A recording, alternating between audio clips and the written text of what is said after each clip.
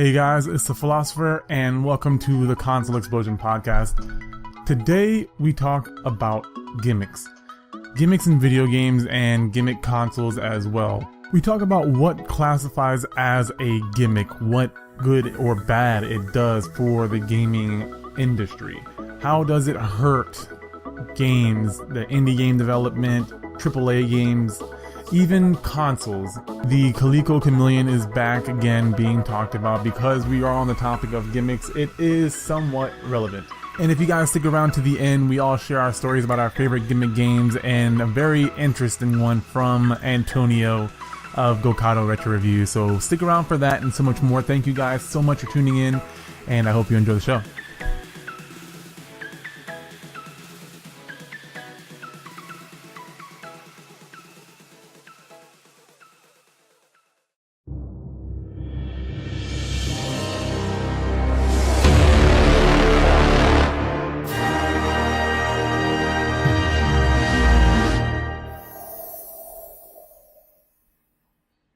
Hola, amigos, or for English peoples, that's hello, friends. Welcome to the Console Explosion podcast. I am your host, the Philosopher, and Nick is actually busy right now. I think there's some event going on at GameStop, so he's there doing some cool stuff. Hopefully he'll have some footage of that. But I have my regular guests. I have Antonio of Coleco Retro Reviews. Hello. Sí, muy bien. Si quieres empezar hablando español, podemos empezar a hablar español si quieres, ¿no? No sé. Digo, porque hola amigos, todo el mundo sabe qué chingado significa hola amigos, ¿no? Oh, no sé, no entiendo. Oh, I thought we were doing a Spanish podcast now, right? Sure. That intro. No, I just felt the salsa going on in my blood. Okay. You need to do can you do like Spanish Count Dracula? Oh. What do you want me to say? Or like I don't know, because they're like Spanish newscasters. They're kind of like dos traffic accidente. Like dos, tres, cuatro, la letra S. No idea how to do that. Okay, so next we have the historic Nord. Are you a Nord? Always, Noise. always good to be here as always. And then we have Kitty Sub-Zero. I'm Scorpion. No. You're wearing blue headphones. You have to be Sub-Zero. I'm Scorpion.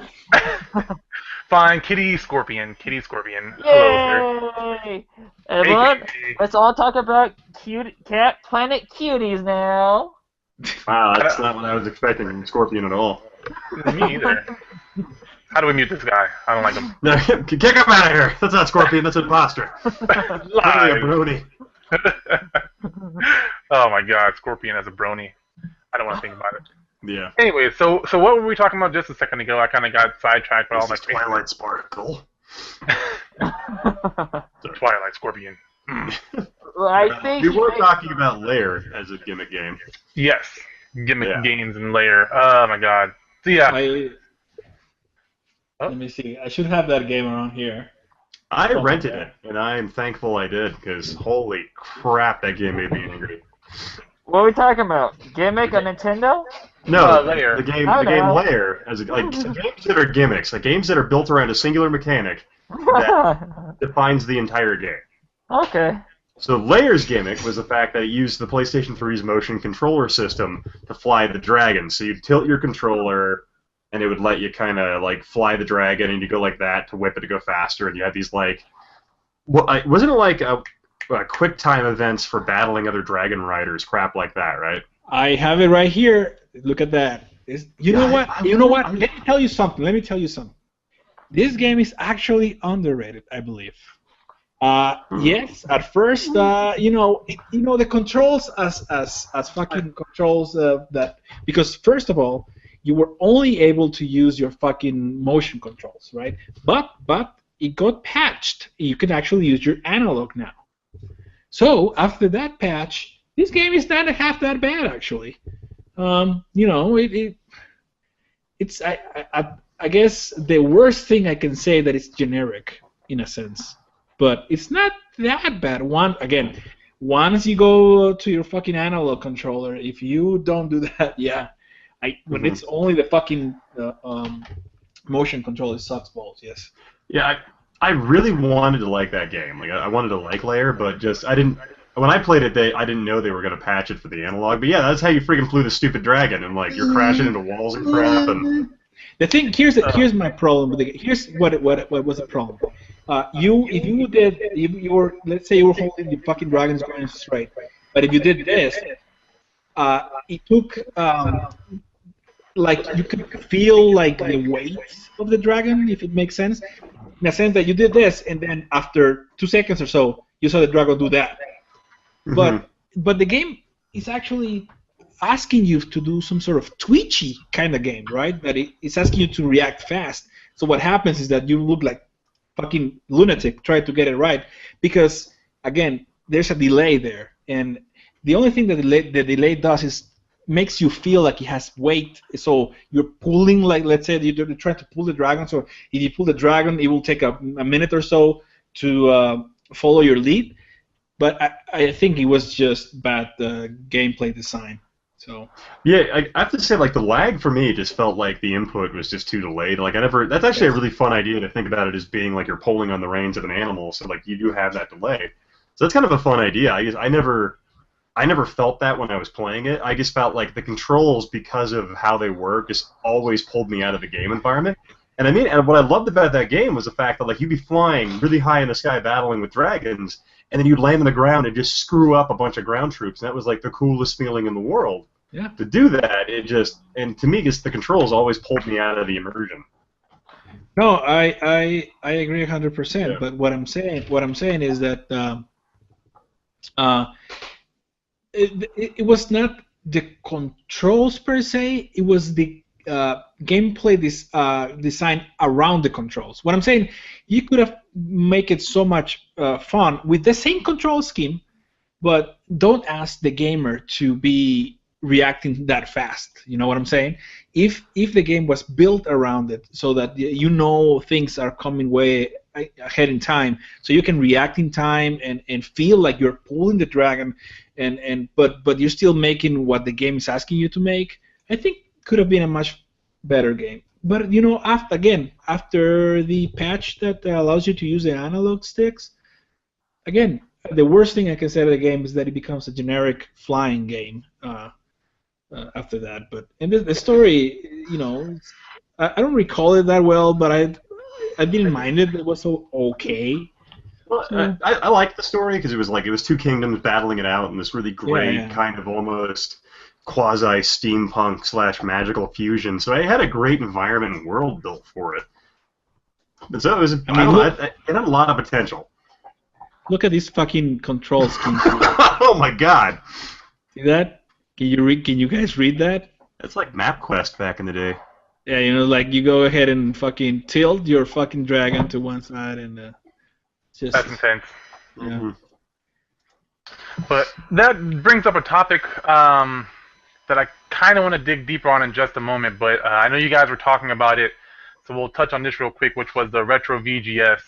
Just brief. I kind of want to be updated and tell other people about it real quick. If you guys know that face, if you guys know anything about it, Antonio, Tyler, or Ian. I'm actually editing my rant video right now, so it should be up. Should be up later tonight, actually. Could you give us an excerpt of it?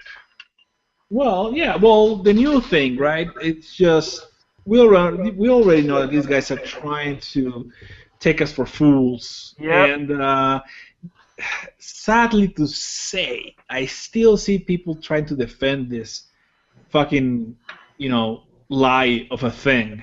And can you do me a quick favor? Like, for anyone who doesn't know what the retro VGS is, can you give like a short synopsis of what it is?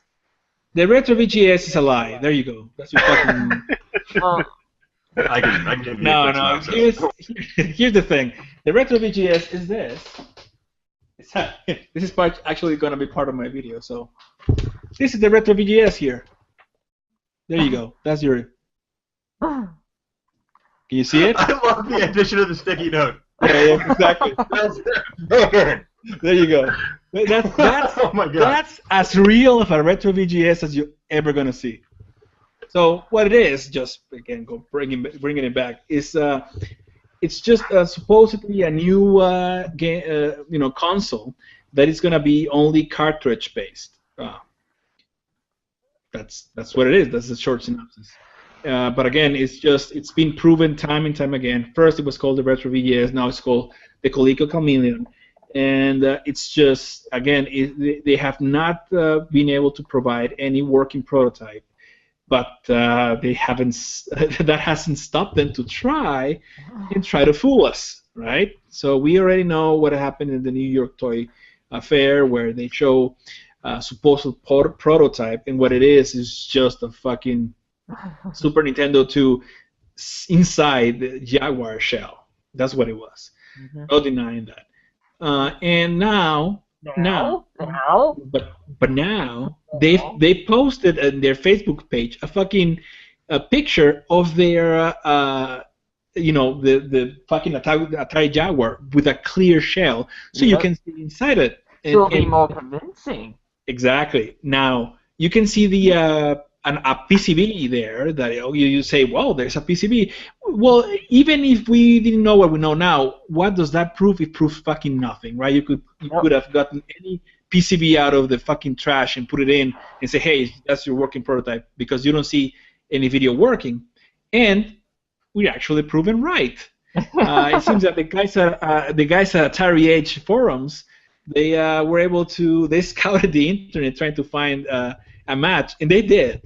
And it's a fucking old capture card for DVR machines, and they have that PCB. So in the Atari Age forums, and I'm gonna show that in my video as well, there's a picture of the retro VGS or the ColecoVision comparing with the actual capture card, and it's a fucking 100%. Well, you know what's hilarious about that image that came out was that, like, you saw the screen and it looked like it was like an SNES flash card that they were using to play games on, and you didn't even see any cords going from the retro VGS or the Coleco Chameleon going to the TV. So there were 0 cords going to it, and there was just a red light on the Coleco Chameleon, and that was it. So wait. So there was no cords going to the television set? Yeah, well, in the picture you didn't see anything going to the TV because. It wasn't, because it was a capture card inside the retro VGS system that isn't a game system. Antonio, I think your mic went out. No. Below. There you go. All right. No, you're gone. You're gone. You're gone again. You're gone again. I'm gone again. Oh, wait. No, you're intermittent. We lost him. We lost him. He's dead. He's dead. That sucks. So I thought that would be something that they would have learned, like, back in the 80s when they did video game marketing for, like, the Sega Genesis, and the Genesis wasn't connected to the TV and stuff like that. Like, how are we still doing this sort of thing in 2016? Well, the weird thing about it, like, back then, like, if you had done that with a Sega Genesis or something like that, because you didn't have the same kind of, like, mass media the way you do now, in the sense that information can jump from person to person instantaneous now. Wildfire. So you think they would have been a lot more cautious about, or at the very least doctoring their photos a bit more to fit the situation. Because, I mean, in the 80s, you could basically do their version of Photoshop, which was like airbrushing and doing layered photography, which you could do because that was all promotional crap, and nobody cared back then about what a game system could actually do, because kids didn't know. Kids didn't care in the 80s because it was just getting better and better. But for these folks, it's just they just continually keep putting this thing out over and over again, and they're just rebranding, and it's the weirdest thing. And I can't explain what they're doing. They're just ultimately gonna try and get money out of people, and I feel sorry for anyone that would willingly back it on Kickstarter or Indiegogo. Yeah. Well, yeah. It's not gonna be. Well, they already did Indiegogo and they failed. Yeah. And they did Indiegogo because they didn't have a working prototype. Now they're trying to go Kickstarter, and that you can only do that when you have a working prototype. So that's why these guys are trying to do this fraud. I'm guessing Kickstarter are not gonna let them do it. I guess as soon as they put it up, people are gonna yell, and Kickstarter are gonna take it out. Well, this is so much. Yeah. Oh, sorry. There's just so much negative press behind it, and it's just like, and like, Pat the NES nerd actually like put a video out about it. Oh, no, sorry, thank you, Pat the NES punk. Thank you. He put a video out about it, and he, holy crap, he was like absolutely pissed off about it, and he's pretty much is of the opinion that if anyone, YouTuber, promotional individual alike, should apologize for trying to shove this on people as an incomplete piece of product, basically. I agree. And it just really pissed him off, and I'm like, holy crap, this is striking a nerve with people. Did you hear about what's that channel's name again? Oh my God. Oh, Tech USA. Oh, Review Tech USA. Yep. What's up with him? Yeah. Did you hear about he received a threatening message from the people from that system? I believe, I'm pretty sure Pat the NES Punk did as well when he did his podcast about it, like, what, 4 or 5 months ago at this point? Yeah. They actually complained to him that his friend Ian was drunk. So when they talked about the update on this Coleco Chameleon, his buddy's like, hey, look, I got water. Well, that's okay, like, it's an internet podcast. How much journalistic integrity do you expect from an internet podcast? I'm sorry, it just... Am I the only one who thinks that's kind of a... I mean, I understand, like, people like us have the luxury of no sponsors or anything like that, so we can speak our minds and tell the relative truth about it, but the fact to complain about someone being intoxicated on a podcast is a valid argument for how they attacked your system's fraudulent, almost kind of background at this point seems like a ridiculous grab at nothing. These guys, they have no shame. That's the problem. Yeah. They have no shame, so they will, even attack people that are pointing out the big fucking frauds that they are. So, fuck it. Scares me. I was gonna say fuck you, Konami, but fuck you, Coleco Chameleon. It's gonna change now. This what kind of reminds me of? This kind of reminds me of Cheetahman a little bit, about a long time ago, about these group of people want to jump on the action of the anthropomorphic animals being really popular, like the Teenage Mutant Ninja Turtles. And now they're trying to hop on the let's bring back retro gaming. Retro gaming is popular, so they want cartridges. Let's try. What am I trying to say now? Let's try to bring in the money. Well, but that's different because they at least make a working product. Yeah, right? Working. They did, but here's the weird thing. Way more than what we have here. It's way more than this fucking fraud. I mean, yeah. If the Cheetahman guys were a fucking shell of a cartridge with another SNES ROM inside of it, that's probably what... Ninja Turtles or something? Altered Beast? Yeah, exactly. That's probably more... And see, and what's hilarious about the Cheetah Action 52 people is that company later went on to develop something called the Phantom Console, which was a system that they wanted to create in the early 2000s with internet connectivity. And they built that. They actually had a working prototype for this console, but they basically went bankrupt before they could do anything with it. Whoa. So, in relation, there's that. But the system, it's so weird. It's like these people spent all this money to acquire the Atari Jaguar mold for the body of this frame. Mm-hmm. And it's like no matter what hell or high water, they're determined to resurrect this thing in some form or another. And I'm like, just give it up, man. At this point, you have so much bad press around your product, you're going to have an impossible task of getting it off the ground. By any chance you think they're going to step back and, change their name or change the console mold or change everything? Hey, we're going to do something these guys felt. It's not us. Yeah, I think they've shown, much like Undertale, they've shown determination. You gotta give them that. They haven't quit yet, which is kind of impressive. You'd think at this point they'd just be like, all right, pack it up, guys, we're done. But what's even weirder, though, is I thought initially, based on the agreement they worked out with the gentleman on the Atari Age forums, I thought they had some kind of semi-functional prototype they were developing. I thought. Well, I guess once I was about to say, I guess since they followed the guy, they never got the prototype. Yeah, apparently he had a number of working models or something like that. Then they fired him, and he's like, "Well, I'm taking my prototypes with me because you didn't pay me." So, but so that it was there, and for whatever reason, these people, I don't know what they're trying to do at this point. It's like, yeah, I think they're trying to get capital investment, and just nobody's going to do it. I don't think they're gamers. They're scammers. Well, they might be gamers, but they just might be like thinking that. Because honestly, what kind of irritates me right now is retro gaming in some respects is, I would say, almost kind of a gold rush mentality at this point, where people are trying to collect up as much as they possibly can in the hopes that it'll gain value later. Which to me is good because there's going to be a bubble, and these people will eventually lose their shirts, and there's going to be a lot of free, like cheaper games out there.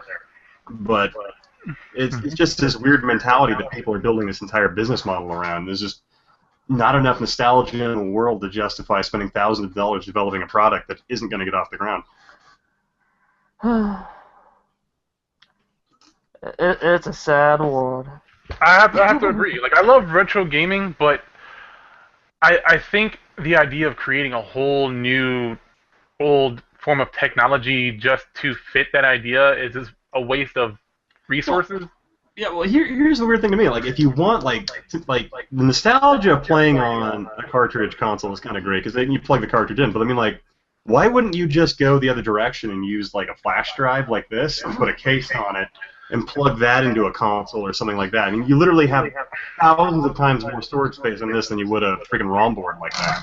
I agree 100%, but I know there's also a lot of people who I think the retro VGS are trying to cater to is the people who are the purists.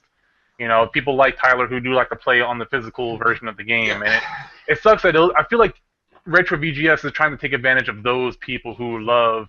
Well, they're definitely trying to cater to that market. Where I mean, like you have people that want to spend the money for something like this, but companies aren't going to risk their investments in something that isn't going to okay. People that are willing to spend the money for this are pretty rare. Like, Tyler is definitely the exception to people that want to spend a lot of money on these products, because Tyler genuinely likes them. He's into it. But he's not the norm for a lot of retro collectors and retro gamers. Yep. They're not going to spend that much money. At least a lot of people like me, anyway, wouldn't. But, I mean, there's maybe a minority like Tyler that would. And then we also have Might I Share, who's absolutely committed to, like, retro games and reproduction cartridges, stuff like that, of other games. But they're not the norm. They're not the average. So I mean, it's one of those things where you can't bank on a minority like that in a marketing group. No. But even then, Ian, you know, I would be kind of that market as well, where I do have repros. I have you know, all the retro cartridges and everything. Yet I don't see any value. Even if this was a working thing, I still don't see any value because there's a plethora of options out there that are much cheaper. I mean, the Retron 5 is gonna do what I needed to do that these guys are supposed to do with this game, except that it's not supposed to. It's not gonna supposed to have actual games for itself. Yeah, for only like it's exclusive for itself. But you know that we know that's not gonna work. This is gonna be the next Ouya if it was working. Oh yeah. Well, I mean, like, the advantage of the Retron 5, too, is, like, you don't have to rebuy your games. Nope. With this new system, if they're going to be re-releasing these old games or things like that or do something along those lines, you're going to have to rebuy all your titles for it. Yeah. Which already you're going to be behind? I mean, unless the gaming experience on this system is so unique and so good, which it can't be at this point based on what's going on with it. I know what you can do. You can add waggle controls. There you go. Oh, crap. Working. It's fucking working now. What is a waggle control? This sounds revolutionary, and I want to get on board right now. Yeah. Just tell us. Tell us more. No. No, waggle controls. I was about to add something. I thought they were coming out with like some sort of adapters for the system so it can play some old. Well, they were talking about that when they fought the guy from the Atari age who was developing it was working on the adapters for that. Because apparently it was going to be true hardware emulation. It wasn't going to be like the software emulation you have with the Retron. Okay. It was going to be true hardware emulation. Yeah, Wouldn't but they get sued for that though? What? Wouldn't they get sued for that? No, actually, you can win in open court and stuff like that because if you build it with open market parts, you're not infringing on copyright. Yep. Wow.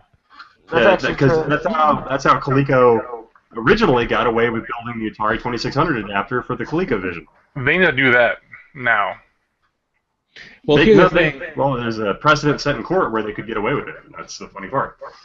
Weird. And also you got to remember that all the schematics and everything has already the patent has already been expired, so they can do it if they wanted to. It's just that it will, like all the parts that the original hardware uses, you can still get, but it's going to be so much way more expensive because they are not making those parts anymore. So there's no mass production of those parts. So if you want to get them, you could, but at a premium, high premium. So it doesn't make sense. Wouldn't it be theoretically cheaper for them to buy every retro console and just gut them and then put them all into one box and then just sell it with a toggle switch? That would be a little smarter. No, but a little more fun. but even if they did the fucking adapter, it still doesn't make sense. You still have to pay for another part. That why would you? There's so many other options that don't that you don't have to do that for. So why would you do that? Why? There's no reason. There's no reason for this thing to exist. No load times. That's what they wanted. That was the biggest selling point. Hold it. Some cartridge games do have loading times. Yeah, they do. They do, yeah. Batman on Super Nintendo had loading times. I'm calling it out for being a ridiculous argument for marketing an entire product line. Yeah, especially when all the cartridge-based games don't have high loading times anyway. It's not a very selling point. If we were in the PlayStation 1 era, I think that could make sense. But now, I mean, again, there's so many tricks nowadays to load in the background that, honestly, I mean, when was the last time that you were annoyed with a loading screen with new games? When was that? Well, like, ever since smartphones came out, I haven't been bored a day in my life now. Right. Just put that out there. So, when you matchmaking, that's when you have to wait. That's true. It's like, I better get on my smartphone but that's not loading, though. It is loading because you're loading players who's logging in. But it's not really loading. It's not the same concept. But that brings me back to my question before. That's kind of why I wanted to talk about the retro VGS. Is I feel like it fits in this for me. Which the question is, what do you guys consider a gimmick game, or even a gimmick console? In my opinion, I would consider retro VGS a gimmick console. But what do you guys consider a gimmick before we get into the main steak and potatoes? Well, while we're still talking about gimmick consoles, the Ouya is a perfect example. Yep. The Android console. I mean, like. That system, like, I've seen it, I've never played it because I was sitting there looking at it, I'm like, why the hell would I want to play a smartphone game on a controller that's designed innately for that? Then the controller even has inadequate touchscreen ability. So that's just one of those, I'm like, what? Isn't Retron 5 also maybe considered a gimmick console? Well, the Retron 5 is somewhat a gimmick console, but it fits a niche market, and where it's selling well enough, I wouldn't say it's necessarily a gimmick because it has an open platform where it can facilitate the needs of a lot of different consoles. Like a gimmick console today would be like a system being fresh released for like Sega Genesis games, but just Sega Genesis games. Like, or another example of gimmick cartridges now are those like little flash systems that they're releasing, like the Intellivision flash system, the Atari flash system, or I think the Coleco came out now. Oh, yes. Where it's just all it does is play the older games or something like that. That's kind of more of a gimmick. Oh, I see what you're saying. Yeah. Like the Wii U was? The Wii U? Because the Wii U's gimmick is kind of the Wii actually, because it was built around the motion controller. Yeah, so that was kind of. But then again, that one was also market successful and was able to diversify its kind of game library. Yeah, but can anyone name any really good games on the Wii? Wii? Yeah, really. I can't stand it. Wii Golf was a fucking masterpiece. That's a sports game. That doesn't count. Wii Golf was a fucking masterpiece. I do have just the best two Mario games ever: Mario Galaxy 1 and 2. Okay, naming system is not made by. Oh, not system. Name a Nintendo game that was released on the Wii, not by Nintendo. That was good. That was good. Resident Evil 4. Monster Hunter, try. There I you got go. Monster. I could keep going, but my question is this, though, also, is even though the Wii sold well, does that classify as not a gimmick console? Or is it just a gimmick console that actually sold successful? Well, I guess you could classify it as a gimmick because it's solely designed around that aspect of motion gaming, so that's kind of a bit of a gimmick, I guess, if you want to break it down to basic definition. I consider it a gimmick because they didn't continue on with the controller with the Wii U. They went back to the gamepad. Because there's only so far you can go with weak-ass motion controls that are inaccurate. That's true. Sorry, it's just the truth. Yeah. It's very true. I mean, Very true. I liked the Wii for a bit, but as far as, like, it never kept me coming back, in the sense that I'm like, I don't really want to flail my arms around my living room to play through a game. I want to sit there and just veg out sometimes and play with a controller. There was a game I had that I was really interested in, and that was what was it? No More Heroes on the Wii. It had a funny concept to it, but I just could not get into the game because every time I pressed A a couple of times, I had to swing my arms around. Poor baby. But moving on from that, though, I mean, like, you're going to have an entire generation of gaming built around gimmicks here pretty soon with the release of VR. Yeah.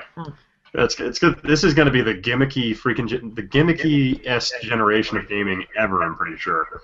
Yeah, and we've seen some pretty gimmicky stuff between the Wii, the Xbox Kinect, which is now on the 360, but we haven't seen as many games, and we had the PlayStation Move. So we had 3 different consoles really trying to push this motion gimmick in their own way. Wii and PlayStation were very similar. Oh, crap. Do I have a gimmicky product for you? Hang on one sec. Oh, yeah. You sounded so salesman about it, too. See, this right here is a piece of a hexagonal controlling device that clicks together on the floor, and this was built entirely around pretty much playing Street Fighter on the Sega Genesis. Oh, I've seen that thing before. Yep. Yeah. Now, By the way, guys, you need to check Ian's video on that. That's fucking hilarious. If I can remember, I'm going to try to put an annotation somewhere around here to the link, so you'll have to send that to me. Yeah, it's the gimmickiest review ever of the Sega Activator. It's the Portland Retro Gaming Expo review by the Historic Nerds. Go check that out. Definitely, it was pretty funny. But yeah, I mean, we've had so many different styles of gimmick. I feel like Kinect was really the worst for me, to be honest. Nintendo had a lot, but it wasn't pushed in your face as hard. Xbox, I feel, their marketing campaign, like with all their games, with the Fable Legends or whatever it was called, with their Connectables, I sold 1,000 copies of that stupid game, and then the new version that came out. Kinect had so many gimmicky games. You know, they had the Steel Battalion, which they totally pulled on the heartstrings of people who love the original Steel Battalion and totally dicked them over. I think. I haven't played it, so I can't say for sure. But what is that? Oh no. That's a Kinect. I'm watching you guys. I'm watching you. Actually, it looks like it has a mustache a little bit if you look at the stand. What are you guys doing, or what? It does look like a mustache. What are you talking about? Fucking talking about. Konami. Get out of watching here. you. Get out of here, Hitler. Oh god. It's got red and blue eyes. Oh Jesus. Yeah, it's crazy. But so, I'm curious to know what kind of. Oh, actually, wait. Then again, one of the gimmickiest games ever would be Steel Battalion 1, if you want to think about it. Considering the only way to even play the game was to buy the $149 controller to play it. And I really enjoyed playing it because it's actually a pretty solid game, but it's also it's really unforgiving though, as far as like if you die in the game, you die for realsies and have to go back to the very beginning. But that's probably the most badass controller ever. Oh, it's an intense controller. It's well put together, with the exception of like it having some kind of cheap switches on it.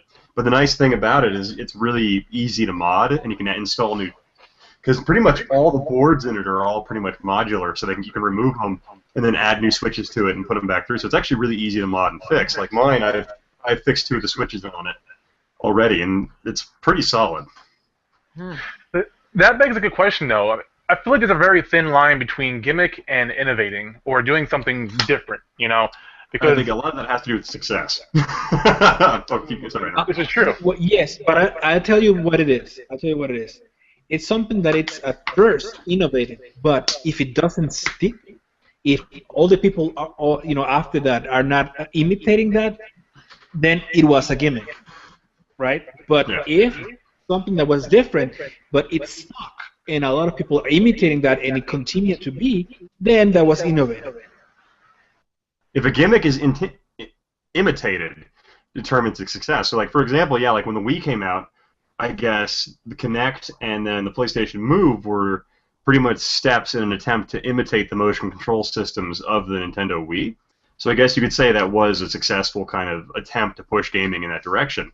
And now you can almost say like that people are kind of tired of it at this point, because as opposed to adding a whole extra dimensionality to gaming, it kind of, you could only push the controls so far because of how inaccurate and the lag base behind the devices. So I think maybe in the next 5 to 10 years, depending on how good peripheral devices get, we might see a return to motion gaming in that. But right. I think the lag and delay will still kind of set it aside and behind other gaming types. I'd like to make a prediction for the future. It's a little bit of a digression, but I want to say in about 10 to 15 years, we will see a new Power Glove. Calling it. Oh, yeah! Yes! Power Glove! It'll be so badass. Isn't there already news about that? That's What? news to me. I think there's actually some rumors going on that for the NX we might see something like this come back. Okay. I think a glove would be the only way that certain VR games would work, because the controller takes you away from it, but you have to have something that, besides just your hands, that lets you move your character and do all the extra things besides just looking around. You have to walk and stuff, so there might be little hand motions or something. There's going to be some sort of like external peripheral that isn't super cumbersome, but also, so to speak, fits like a glove. I would love the next gaming system to be just like a 10 by 10 box that you just get inside, and it's just like a holodeck or some crap. That'd be the danger room. The box. Do you have what it takes to enter? Oh, you mean the danger room like from X-Men? No, not the danger room. That's like what I was thinking of. Like the holodeck from Star Trek. Okay. Sorry, I'm not a Star Trek guy. I said the danger room, though, from the X-Men. I'm like, both you went there. I'm like, really? You went to X-Men? That's what I would do. I would like start training myself to do all kinds of badassery type things. Well, there was a guy who developed a 4-point pivoting floor that you can walk on, and that's actually, I guess it would be a 360 treadmill, so you can actually walk on it and it goes in every possible direction. I've seen it. And you can hook that into an input device potentially, and maybe determine where your character moves. I think there's a lot of potential there for that. Oh, yeah, I didn't know what you're talking about. The question is, was that the video they used like 16 Kinects, and they had a guy who used to be in the military playing some military games? There was another one where they were doing something along those lines. But this one was somebody else who like privately developed this.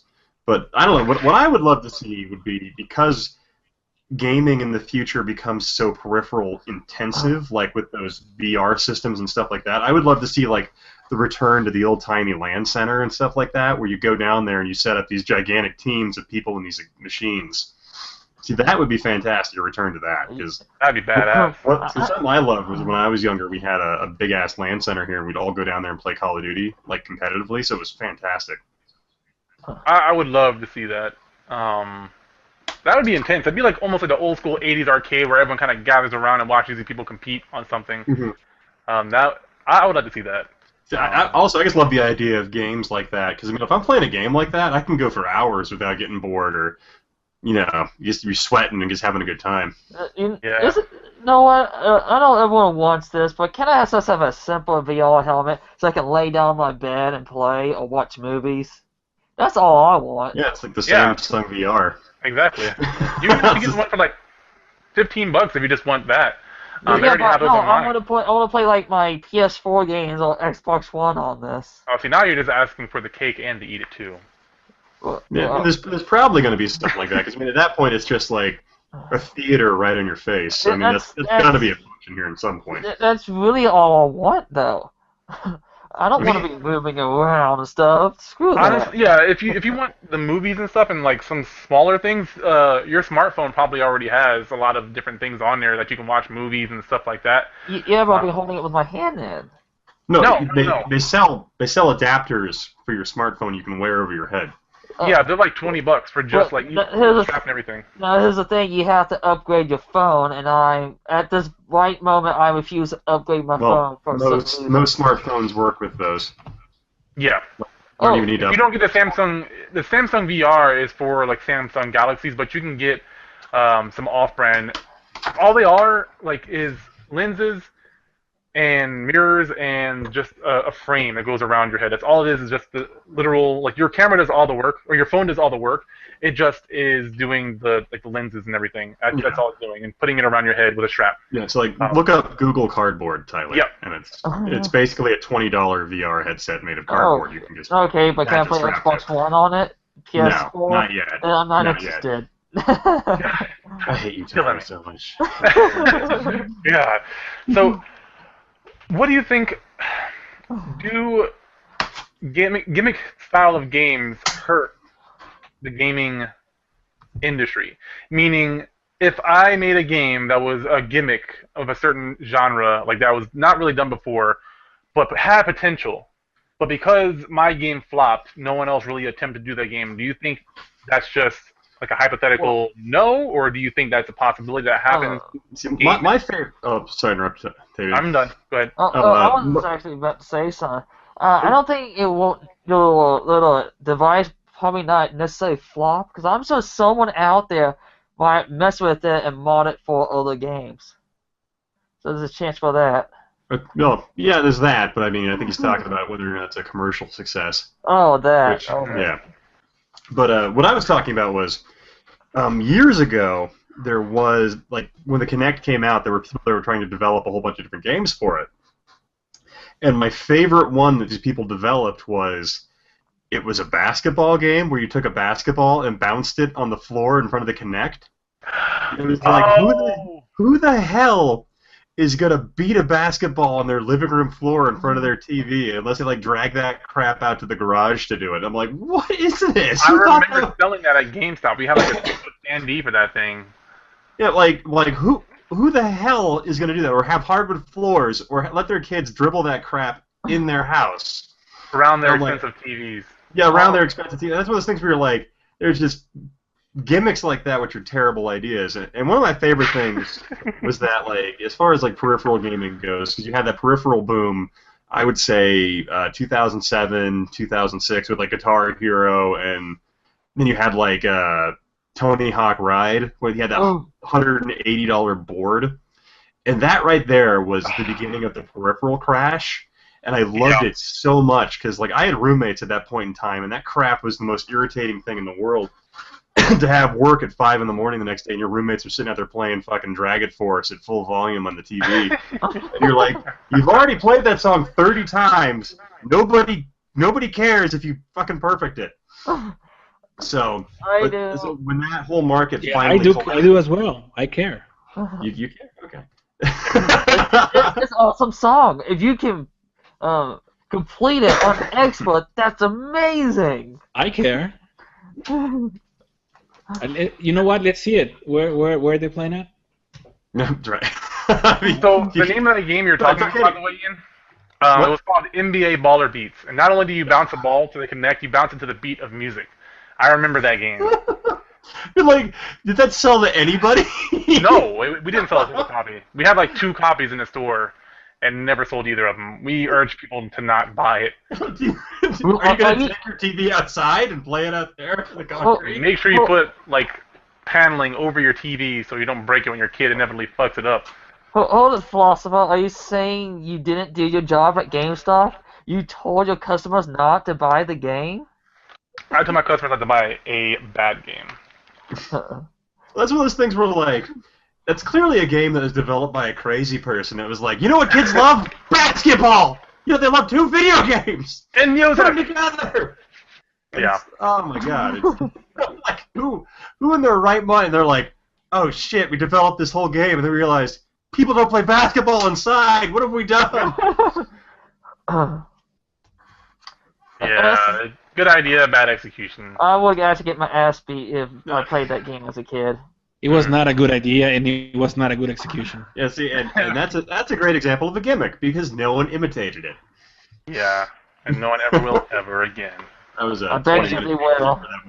Yeah, and it's something similar was the Tony Hawk skateboard as well. Right? Yeah, we Yeah, mentioned that. yeah. So that was like the beginning of the peripheral crash, when like that board was $180 or some crap like that, and it was like nobody wants this. Yeah. I used to love that series. My God, Tony Hawk, what did you do? How the They mighty got have in the fallen. peripheral gaming craze, which collapsed, and now it's starting to come back again. And I'm like, no, don't Well, come back. the series, in my opinion, the series started going downhill since American Wasteland. Mm. Yeah. The last Tony Hawk game I cared about came out on Dreamcast, so that's how interested I've been in Tony Hawk. I used to love this series up until American Wasteland, where I felt like they rushed it.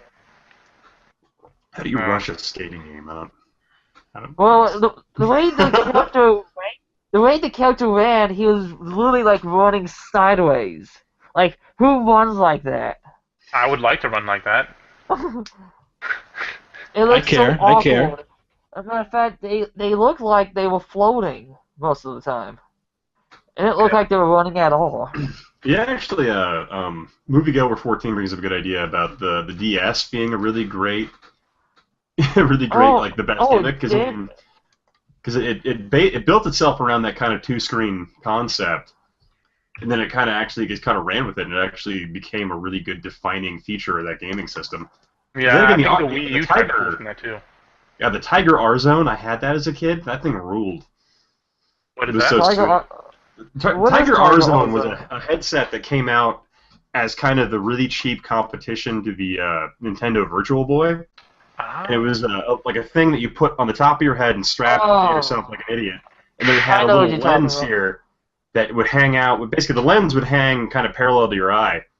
And then it had a little LED display on the top of it, and it would project down onto the lens.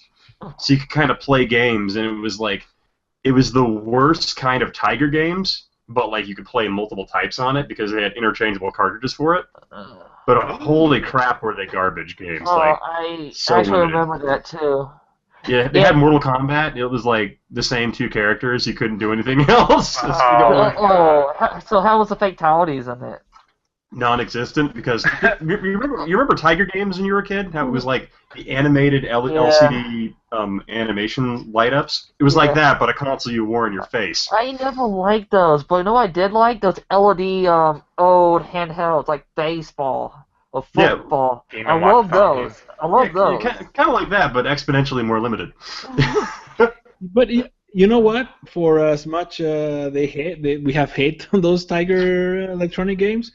I mean, we all had at least one of them at some point. Oh yeah. I mean, And let Actually, me tell you, at the some Batman- point, a lot of these fucking handheld have shit somewhere because you always took them to the shitter.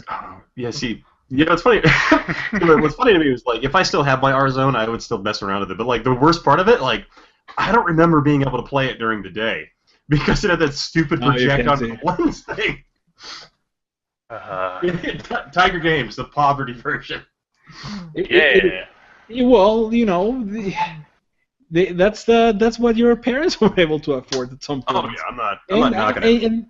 And I honestly, any card ride or anything like that, whenever you didn't have your Game Boy, if you had one, you had a fucking Tiger Electronics game that fucking distracted you for a couple of minutes. So You know, there was one Tiger Electronic game I actually did like, and it was the Batman one, where you drove a Batmobile. I remember I know what liking you're talking about. I think I had. oh, I had that one. Yeah, I as think I well. had one too. Yeah. I mean, I remember liking that one, but for some odd reason, I remember Don't you have to fight the penguin at some point? And I could never figure out how to defeat the penguin. No idea. Wasn't that Batman Returns, the Tiger game? Was that what it was? I don't know, but I don't have it anymore. You guys keep talking. I'm investigating this. All right.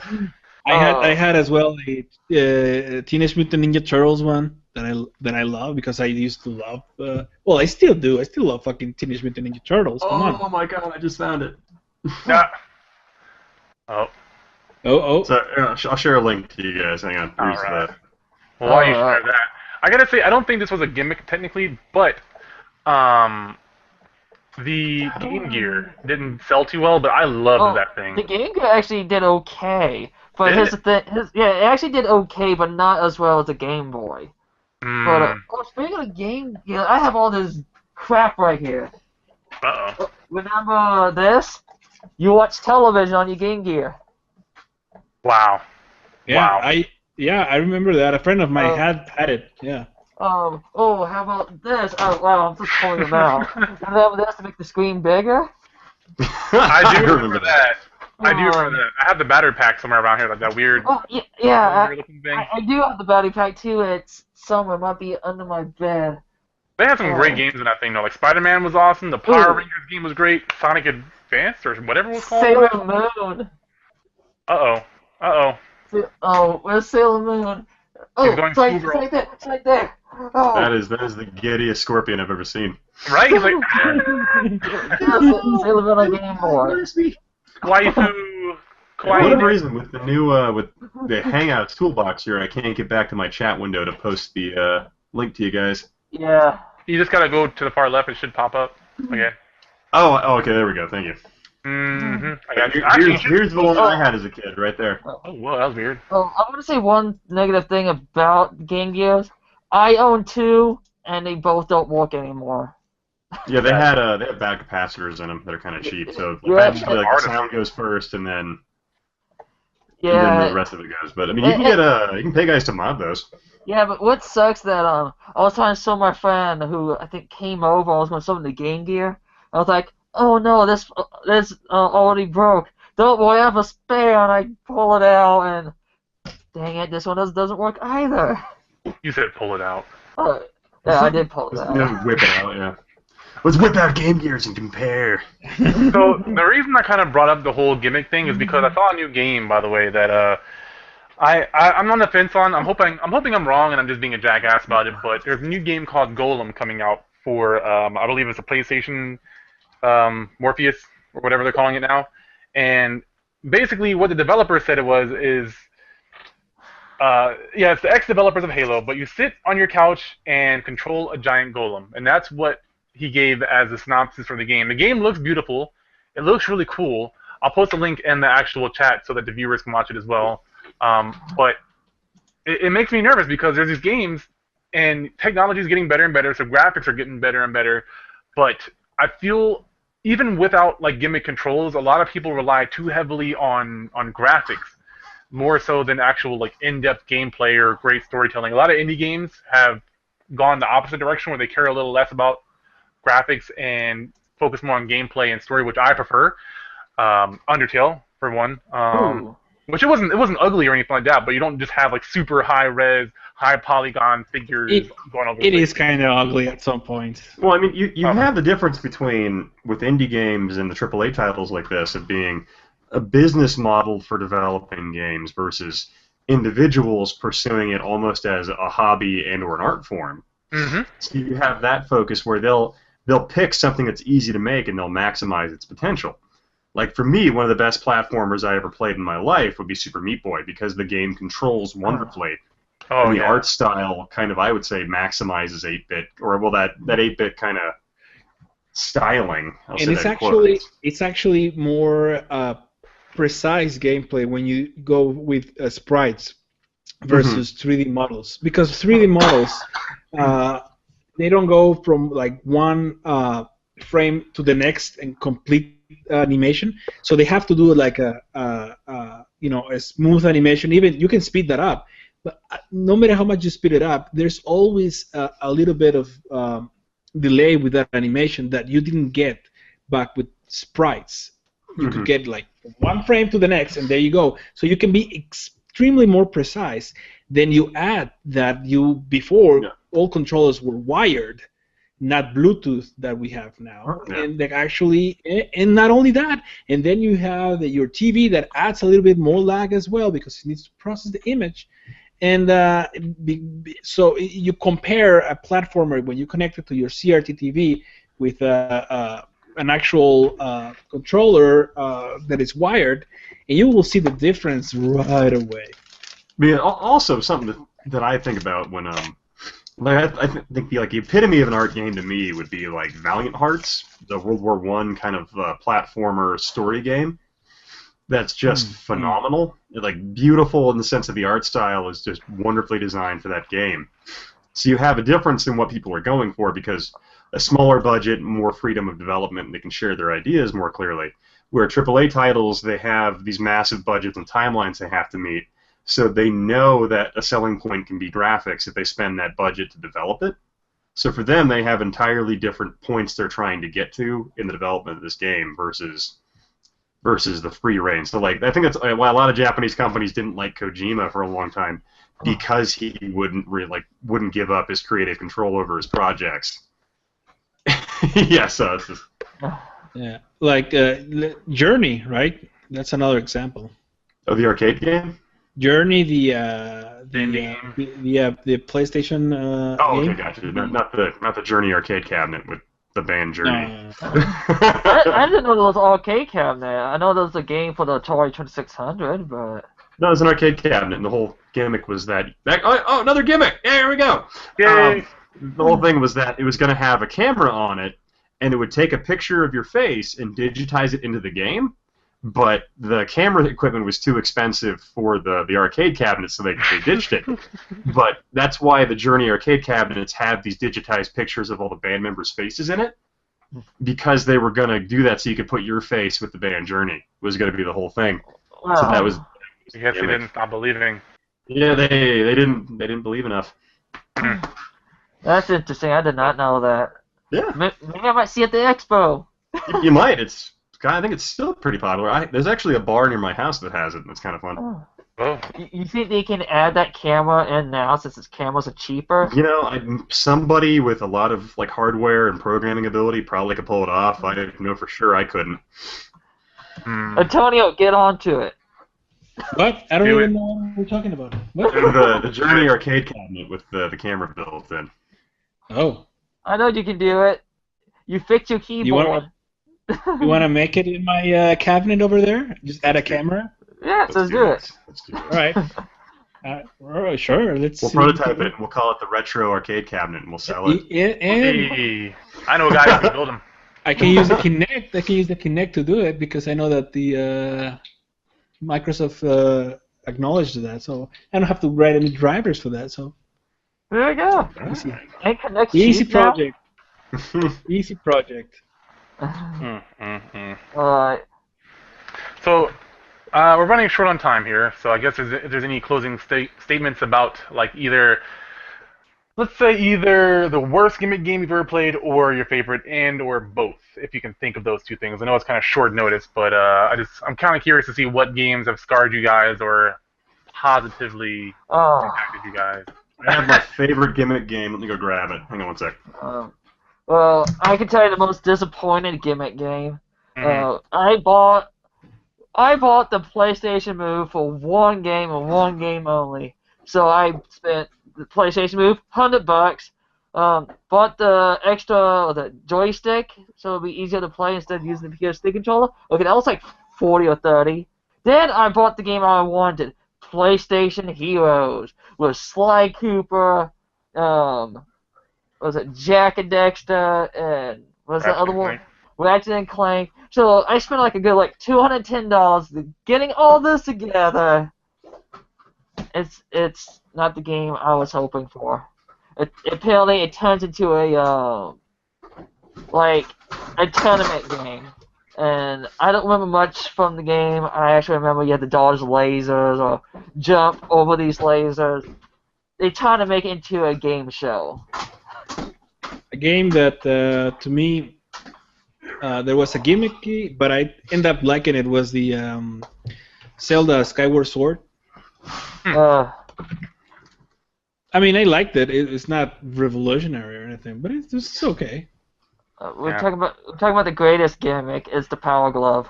It's like that accessory is actually okay on some games. It's bad. Not really. So bad. No, to be honest, I use the Power Glove. Some of the games actually do work okay, but the problem is, sometimes when you type in the code, for the oddest reason, even though I type in the right code, it's messed up, and you have to retype it in a couple of times for it to work right. Yeah, it's honestly, the Power Glove is just shit. No, the game was that game called Super Powerball or something like that? It's shit, yes. I didn't think. Oh, I know what you're talking about. Yeah, it worked. I thought it was okay. Well, but work is not something that is good. It's just mean that it worked. I didn't think it was bad. I thought it was okay. Why? Didn't you know that it was like a fucking copy of Breakout, but fucking way better, worse to control. No, it's not good. I didn't think it was too bad. I thought, like I said, I thought it was okay. No. I'm gonna pull you two apart. Ian, what about you? Bad game or good game experience? You gotta unmute your mic first, though. Thank you. Yep. So, my favorite gimmick game of all time would have to be a game called Breakout for the Xbox. Oh no, sorry, Breakdown. Oh, Breakdown. You guys were talking about Breakout and screwing me up. That's a good gimmick game. Yeah, see, it's a great gimmick game because it's like, it was like the first game to claim it was 100% first person, so no health displays, nothing like that. And like you could look down and see your feet, and it had a full-blown martial art component built into the game, all from the first person's perspective. And like you had to aim the weapon all willy-nilly. It was such a pain in the ass game, but like ultimately so rewarding because once you figured out the controls, it actually felt like an extension of yourself that you could play the game really effectively. And it was just a really fun gimmick to it. And the story, ironically enough, if you ever watched the Japanese movie called The Returner, it felt kind of gimmicky and time travel-y like that, so it felt really, really in sync with Japanese kind of science fiction movies of the early 2000s. So it was just great in that regard too. Cool. I just remember another game that is probably the most fun I've gotten, but in a different way. You guys remember there's a game called Rest? Do you sleep? That's how you win? No, it's a game that comes with a vibrator. Oh, yes! I know what you're talking about. Yes. I don't have it. Do you have It it? sounds like butt stuff. I have it. No, it's not bad stuff. I don't have it. I heard about it. I thought it was some kind of joke. What it is, and you can use your controller as well. What it is someone with your, the first player controller just plays the game. It's a third-person kind of shooter, flying shooter, and the game it's going through different beats of music.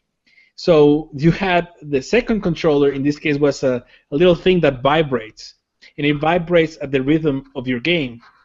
So what was that? It was you put that on your lady friend, and so she would enjoy your game with you, right? And so the game, as it progresses, it becomes like the beat becomes faster and faster, right? Wow. So it vibrates faster. I say so that is the best gimmick game ever. I guess that's how they came up with the Wii controllers. I see what you did there.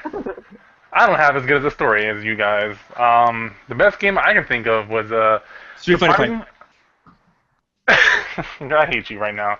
I hate you. I'm gonna fight you right now. Let's go. No, Dance Central, actually. Oh, Dance Dance Evolution! No, not. Well, that actually. Damn it, Tyler. Now you didn't. Now you've done it. I had to take that back. Okay, those two are equal. Fun. Those two are equal. Dance Dance Revolution, and then also like I'll say that was like the 90s or 2000s, and then Dance Central was a really surprisingly fun game. I don't dance too often just because I've got others to do and I just don't go to the clubs. I dance alone, but I decided to try it out. My sister had it, so I was like, you know what? I'm bored. I got nothing else to do. I'm gonna play this game. Put it on, and I started breaking it down. And it was really fun. And then it got harder and harder, so I had to like go into practice mode, and I was actually sweating. At the time, I was fairly in shape, so it was a good workout, and it was fun, and I had good music. So I was surprised. I was pleasantly surprised that a Connect game could be so fun and fairly accurate. What about the Star Wars dance game? You play that one? He just left the room. He hated that game so much. I'm done. I'm done. Star Wars Dance Central. I'm out of here. Quit. No, I didn't touch that game. That actually reminds me. You guys seen that YouTube video where that Chinese guy goes back in time to meet himself when he was 11, and he shows him that Star Wars dance game? What? Does he kill himself? No, he goes back in He's like, what does it become? No, he goes back in time to tell his younger self, saying, "Hey, in the future, we're going to have games that you don't have to use your hands to play." He's like, "I knew it, but they suck." So it's like, oh, you have to use your hands. That's a baby's toy, Yeah. like from Back to the Future. But yeah. Exactly like that. They were somewhat correct on that. Some games you don't need to use your hands. Sorry. Moviegoers like, don't ever bring up Connect Star Wars. Ever. That's a baby's toy. But no, yeah, I can't believe I totally forgot about Dance Revolution. That was a game I played all the time. Every time my grandma would take me to see the movies, she would give me like $5 to spend at the arcade, and I would spend all my coins on Dance Revolution. It's a great game. It's a great game. It is. And what she gets me for Christmas, she gets me the game for the Xbox. Nice. And I even went out and bought myself the dance pad, which I still have. Oh, thank you, Grandma. I wish you was still here. There's a thrift store that's actually selling one of those like arcade metallic DDR and pump ones that had the diagonal and the. Oh, I hated diagonal. I really do. That was for pump.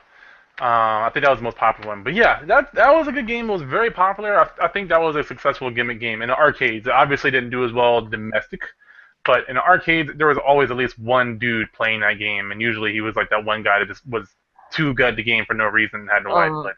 I don't know. I don't know if this was true or not, but my older brother told me he saw a guy playing that game, and he was playing like all the 8 buttons. Like he was playing 2-player mode, and he was playing by himself. I know. I never saw it. People do, yeah. They do. I know. How they do it? Did he use the legs and feet, or? Well, they use the back bar. Like they put their arms in the back bar. Yeah. Yeah, I saw that. They literally jump back and forth as quickly as humanly possible. I saw that, but it wasn't.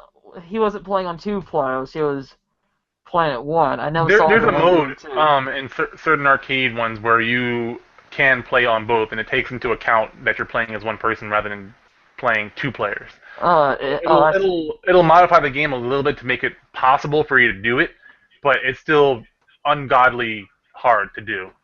So it takes a lot of skill and endurance to do that kind of stuff. It's almost like Japanese arcade culture is trying to keep themselves in shape. Exactly what it is. Ready for dance battles at a moment's notice. Yeah, you gotta, man. They're ready to serve you as soon as they possibly can. They saw you got served. They're prepared now. they realized they were drastically behind in serve technology, so they had to close the gap, make sure they were militarily prepared for servings. Exactly. And I think there is no way to go any further than that. So that is where we're going to end tonight's show. That was a great point. And thank you for everyone who joined. Mr. Moviegoer, you are fantastic. Thank you for stopping by as usual.